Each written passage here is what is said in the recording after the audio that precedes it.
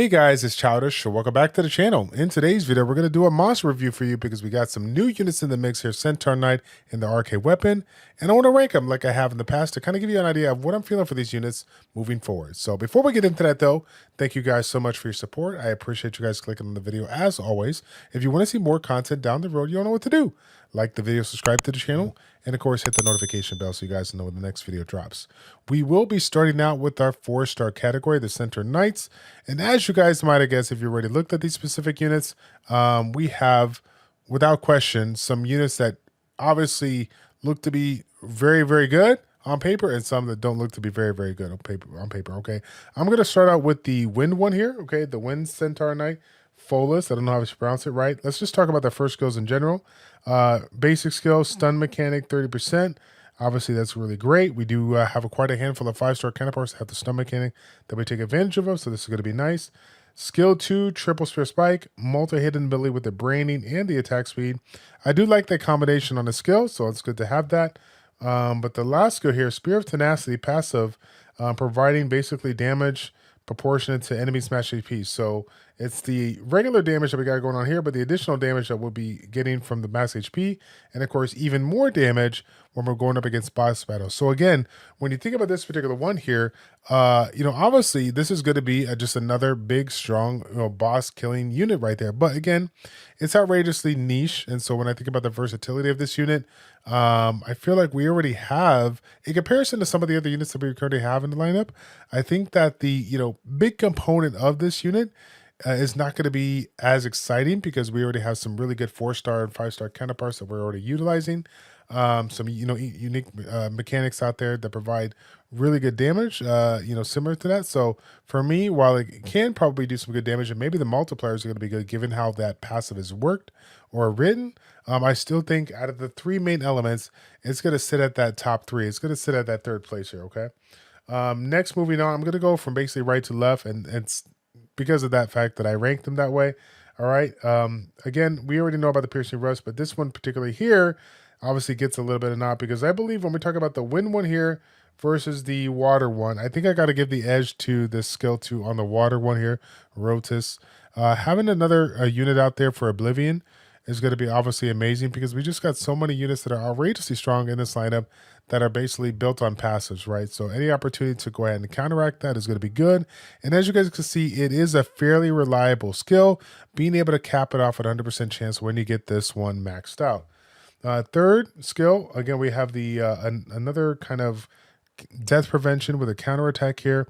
When another ally is attacked, counterattacks with Javelin of Loss by a 25% chance. So again, when we think about this particular skill and having a counterattack to provide an Oblivion, it is outrageously good, right? I mean, this is going to be, without question, a strong staple in the Siege meta. Now, you guys are probably wondering, why in the world are you ranking, I mean, considering what you just said, Childish, why in the world are you ranking this one 2nd versus 1st? Well, let me go ahead and get into that here, okay? So, again, this particular skill obviously is good, but I like the Oblivion part of it. But when I think about this one here, having the ignore defense based on the attack speed, I can see, if the multipliers are sound, I can see this one being really good. Not for the simple fact that it has that ignore defense mechanic, but remember guys, it's a passive that works in line with both of the skills, not just skill 1, but skill 2 respectively. In addition to that, it's providing the attack speed for 1 turn when you're on your turn, right? And so when you combine a permanent attack speed buff, similar, and then of course the attack speed difference here, you already know that you're going to be doing a fairly decent amount of damage. Now, let's not get it twisted. It's not like we're going to be able to reduce this guy's speed to nothing. It's just going to be a small amount of reduction here. But if we can combine this with a fairly high amount of, a very high amount of speed, just with our runes and the artifacts and whatnot, I think this unit could really be a nasty one, right? And then again, if you are fortunate enough to have a really, really fast violence set, I mean, can you see this one just like popping off and just knocking things left and right?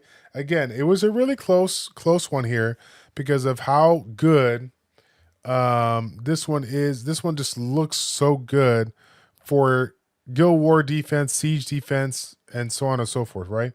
You can obviously make an argument for this for the offensive side, because you get to choose which units are going to be attacking you, right? And depending on what kind of lineup they have with their defense here. But I think that this one's going to be is a really close second here, but it does take second, and I give Agrius the nod here on the first one. Now again, we'll do a just quick honorable mention here. I'm not even gonna lie.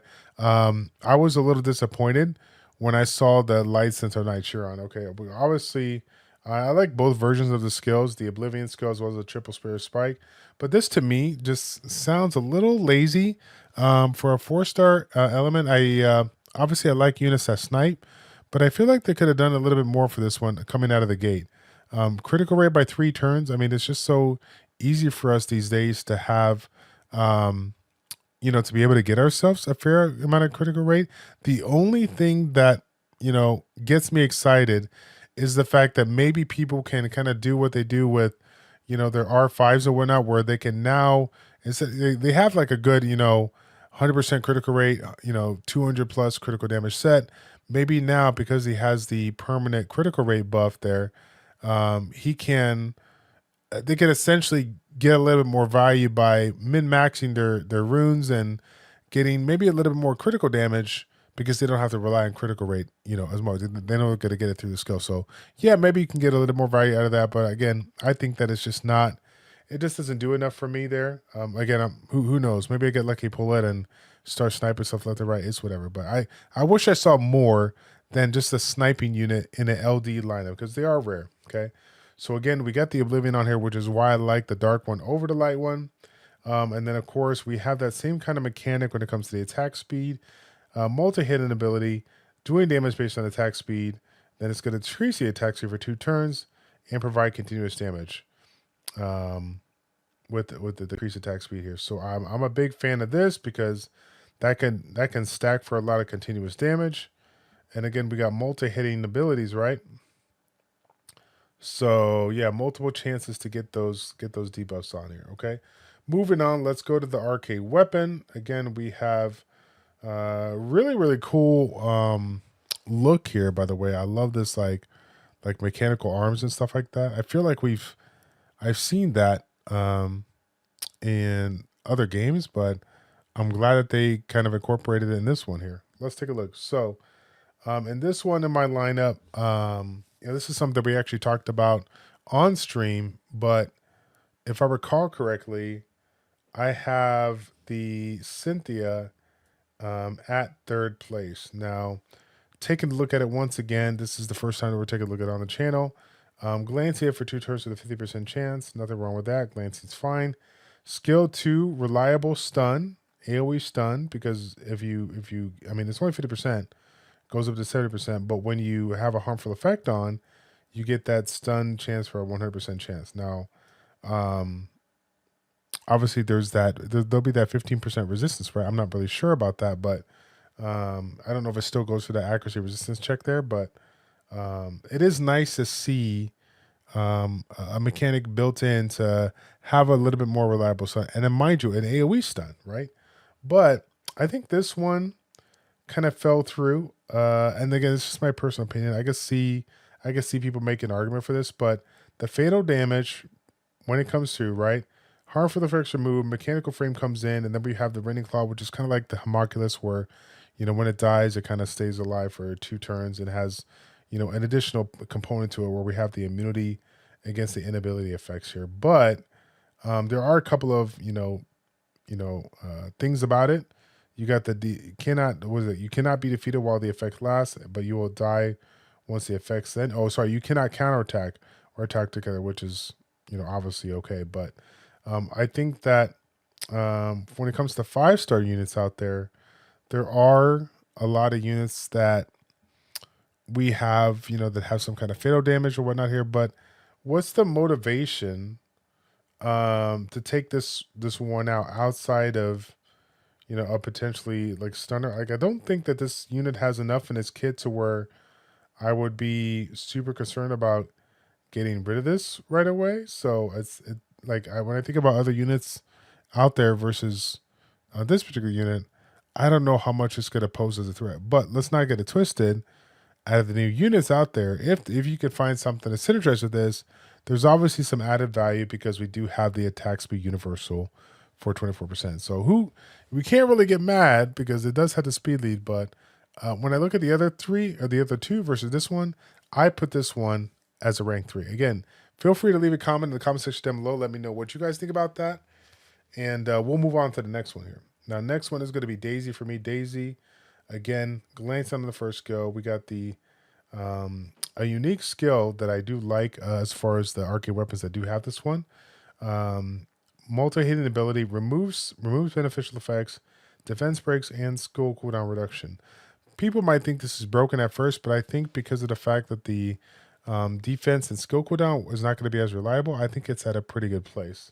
But it is nice to see that we do have, a very reliable strip on this one. Once you get it capped off there with skills, skill ups and whatnot. But to have the additional, ability to, provide more damage by the defense break and of course the skill cooldown, that's going to be pretty nice, right? Now, Aether Stone skill 3 decreases the duration of beneficial effects by 2 turns in each and block them from removing harmful effects. Now, again, the way how it's worded makes me seem that it doesn't matter if a Wusa buffs with shield or immunity, it'll decrease the duration of beneficial effects for 2 turns. Like, I'd be concerned if it didn't work if they had immunity on it, but I'm guessing the way how it's written, it should work regardless. And if that's the case, you can pretty much destroy, compositions out there that are very revolved around, beneficial effects to provide sustainability. So very curious to see how this one will play out, but it's definitely not the worst, but it's definitely not the best. And that's how I rank it here. We got a universal leader skill for attack power. So yeah, it's not really good about that. Now, the reason why I wanted to leave the arcane weapons at the very end is not because of the fact that they're 5 stars, right? You should start with 4 stars, moving on to 5 stars, right? I like this one to be at the very end because I believe that the best elemental arcane weapon happens to be the one that they're giving for the fusion. Okay, so again, mechanical fists with the glancing, we have the stunning all enemies with the harmful and then when they get the more reliable stun, we get the harmful effect. And then this skill, arcane burst, multi-hidden ability to provide the defense turns for 2 hit. And again, I want to make note on that, how the way this works. Take note that this not a defense for 2 turns with a 50% chance, 60% chance, 70% chance. It's just a straight defense for 2 turns on each hit, right? Still got to go through accuracy resistance, but it is essentially 100% chance that you don't need to like skill it up to, to make it beneficial. And then of course, in addition to that, we have the component that while I like this skill, just, for any kind of PvP combination, this obviously makes this a very powerful unit for certain levels or stronger levels in PvE stuff, because we got the reliable defense break, but if we line it up with a composition that provides a lot of harmful effects, we got a way of doing some additional damage here. So very, very excited for this particular one. Again, this is going to be one that's going to be fusion. So this is going to be a phenomenal unit, I believe, that we can incorporate. Now, keep in mind, I think we're going to have, I think it's going to be good across the board. I think that the people that are relatively newer to the game, that don't have units already kind of built out, this one will definitely provide quite a bit of support there. So I'm really excited about that. But yeah, that's going to be my top one for the arcane weapon. And then again, going back to the light versus dark on this one, I kind of think it kind of ended up being the same way as the 4-star counterparts that came into play. I think the light one does not get the nod over the purple one. And let me go ahead and explain. Right, we do have the strip of the defense break and cooldown, which is great. But this particular skill here, energy shield, the way how it writes down is, right, it just decreases attack bar first in proportion to HP loss and recovers HP for all life. So essentially, this is just a glorified HP battery that essentially is going to stay alive for a very long time in order to assist with enabling something else to bring into play, right? I mean, your goal is to keep this going, let it heal up your team, and then every 3 turns, set up something for a strip, defense break, reset, or whatnot, right? And again, it's not like it's, every 2 turns or whatnot, which would kind of be broken if it was. But it's just not like this skill is great, but this skill 3, I just don't think it's enough because realistically, no one's. I don't think anyone's gonna be focusing down. This has got a lot of high base PHP, and if it has any attack bar, that means it's gonna take even longer to take out. Maybe for the composition out there that can manipulate various things when it comes to HP status and whatnot. Maybe there's gonna be some combination that somebody's gonna come up with that's gonna prove me wrong. But as it is on paper, and that's the way how I have to look at it right now, we're gonna leave it at that and just kind of put it under the dark one. I do like the dark ones passive here, the reduction, the increase of the harmful effect on yourself. But I really wish, like I said, it's kind of the better of two evils, right? I do like this one here just a little better.